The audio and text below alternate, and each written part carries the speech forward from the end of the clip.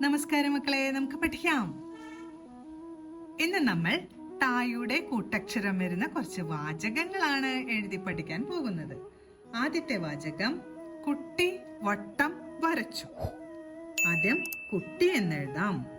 കാ എഴുതി ഉ എന്ന ചിഹ്നം വരച്ചു. കുട്ടി. ടായുടെ കൂട്ടക്ഷരം വരച്ച് ഇ എന്ന ശബ്ദം വരാനായി ഇടച്ചിഹ്നം ചേർത്തു. കുട്ടി വട്ടം വരച്ചു എന്നാണ് എഴുതുന്നത്. അപ്പൊ ആദ്യം വാ എഴുതി തൊട്ടടുത്തായി ടായുടെ കൂട്ടക്ഷരം വരച്ചു.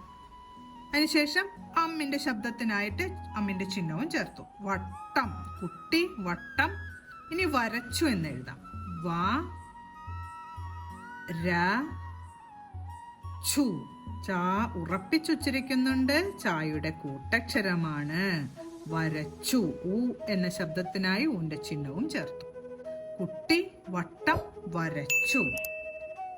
അടുത്ത് നമ്മൾ പഠിക്കാൻ പോകുന്ന വാക്ക്, കുട്ട നിറച്ച് മുട്ടയാണ്. കുട്ട എന്നാണ് ആദ്യം എഴുതുന്നത്. കാ എഴുതി ഉ എന്ന ചിഹ്നം വരച്ചു. കുട്ട. ടായുടെ കൂട്ടക്ഷരം വരച്ചു. കുട്ട നിറച്ച്.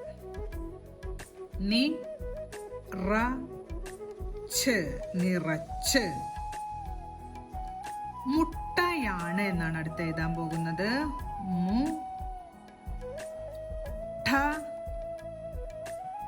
യാണ്. യാ എഴുതി ആ എന്ന ചിഹ്നം, നാ എഴുതി ചന്ദ്രക്കല.